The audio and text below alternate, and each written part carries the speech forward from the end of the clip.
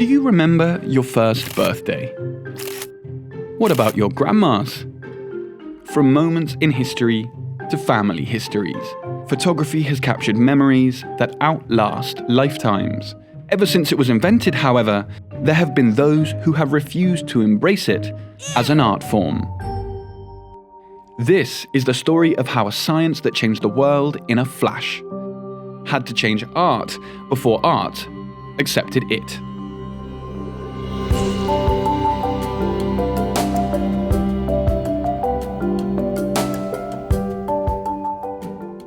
When Louis Daguerre was crowned the inventor of photography in 1839, the French government acquired the rights to his creation and gave them away to the world. It wasn't long before the whole of Europe wanted their photo taken.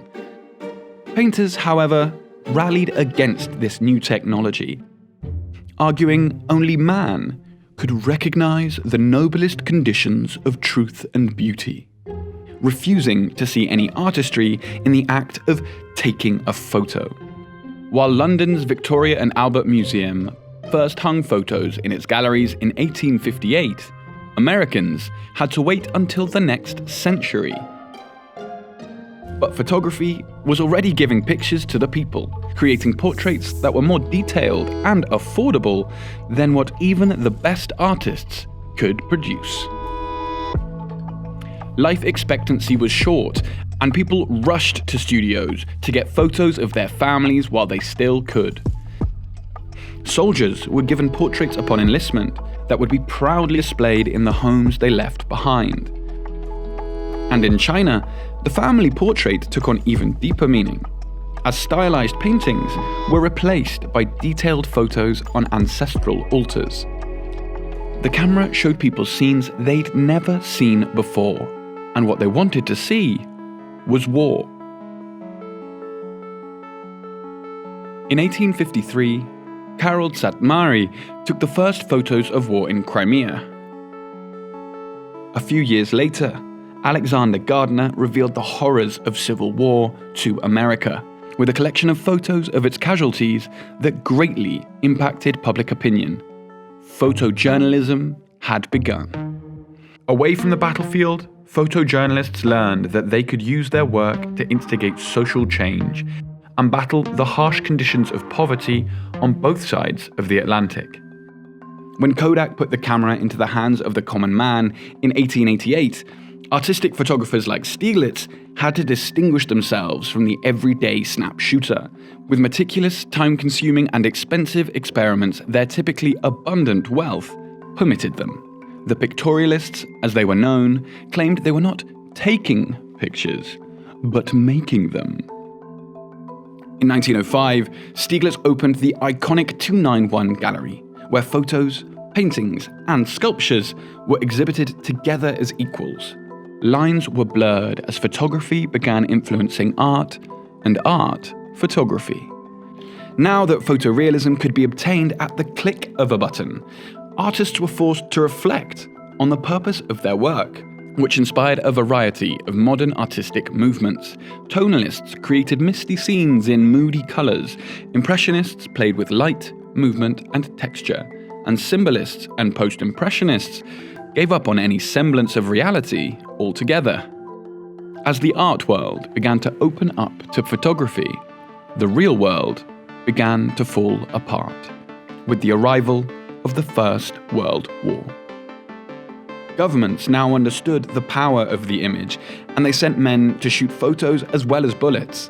They weren't there to document the devastation, as Alexander Gardner had done in the 19th century, but to paint a merry picture of two world wars that would mask the horrors of battle for those who didn't have to face it for themselves.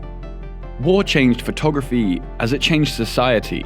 Those who had sought to capture the truth of it were left scarred and hungry for humanity. In 1947, 4 of the most celebrated war photographers of the time founded Magnum, a photography collective that would strive to empathize with its subjects, not exploit them, that would become a leading light in what would be known as the golden age of photojournalism. Photography was still a thankless craft for women, though.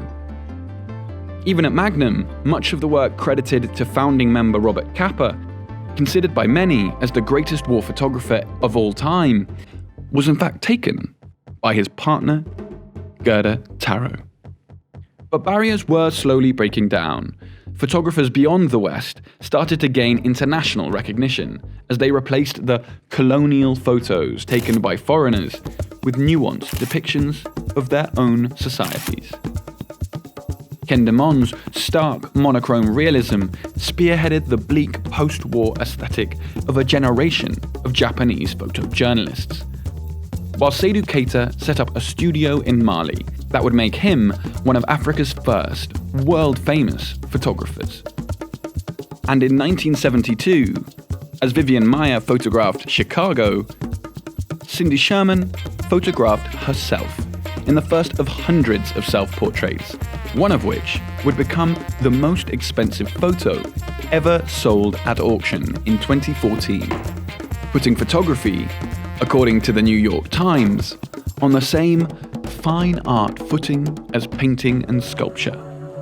Photography still has its detractors though, but the art keeps moving forward, with little concern for what it leaves behind. But photos never cared about the past. It's us, those who take them, look at them, appear in them, that give them any meaning at all. Whether they're posted to Instagram or hung in a gallery, capturing a moment will always be a treasured human art.